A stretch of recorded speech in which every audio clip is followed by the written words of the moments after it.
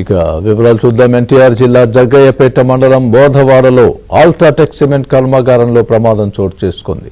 Cement ఫ్యాక్టరీలో boiler పేలి పలువురు కార్మికులకు తీవ్రంగా గాయాలు కాగా ఒక కార్మికుడు మృతి చెందాడు. గాయపడిన వారు బీహార్, ఉత్తరప్రదేశ్, మధ్యప్రదేశ్ వాసులుగా గుర్తించారు. క్షతగాతులను జగ్గయ్యపేట, విజయవాడ ఆసుపత్రులకు తరలించి చికిత్స అందిస్తున్నారు.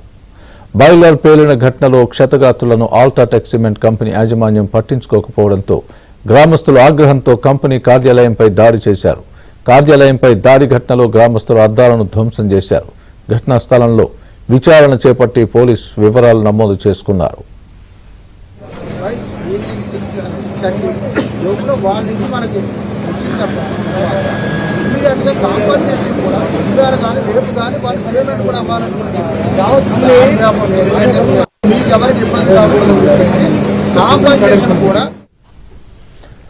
బాయిలర్ పేలుడు ఘటనపై సీఎం చంద్రబాబు స్పందించారు. బాధితులకు అండగా నిలబడాలని, ప్రాణాపాయ స్థితిలో ఉన్న వారికి మెరుగైన వైద్యం అందించాలని అధికారులను ఆదేశించారు. పేలుడు ఘటనకు కారణాలపై సమగ్ర నివేదిక ఇవ్వాలని తెలిపారు.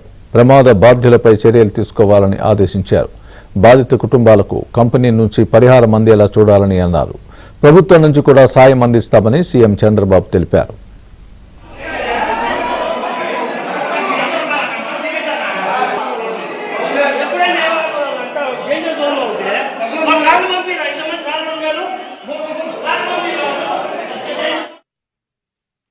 ఈరోజు మార్నింగ్ 11 o'clockకి అల్ట్రాటెక్ సిమెంట్ ఫ్యాక్టరీలో ఒక యాక్సిడెంట్, అంటే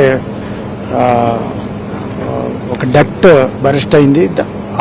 ఆ ప్రాంతంలో 3rd ఫ్లోర్లో ఉన్నది, 2nd ఫ్లోర్లో ఉన్న వాళ్ళ మీదకి అది స్ప్రెడ్ అయింది. ఆ హీట్ 250 సెంటిగ్రేడ్స్ ఉన్న హీట్ లైమ్ స్టోన్ ఏదైతే ఉందో అది బాడీ మీద పడడం వల్ల 16 మెంబర్స్ బర్న్ ఇంజరీస్ అయ్యాయి.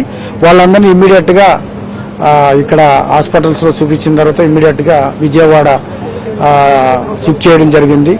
కొంతమంది ఆంధ్ర హాస్పిటల్స్లో ఉన్నారు, కొంతమంది మణిపాల్ హాస్పిటల్లో ఉన్నారు.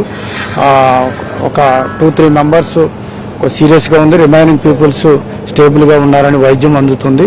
అలాగే ఇప్పుడు అది ఆర్డీఓగా ఇక్కడ ఉన్న కంపెనీస్ తోటి అసలు ఏం జరిగింది, వీళ్ళు ఎలా కాంపన్సేట్ చేస్తున్నారు ఇక్కడ అని అడిగితే వాళ్ళు మొత్తం అడ్మిషన్ కానించి మొత్తం హెల్త్లో ఎక్కడ ఎంత ఖర్చు అయినా వాళ్ళ హెల్త్ క్యూర్ అయ్యే వరకు మేము బేర్ చేస్తామని చెప్పి కంపెనీ చెప్పడం జరిగింది.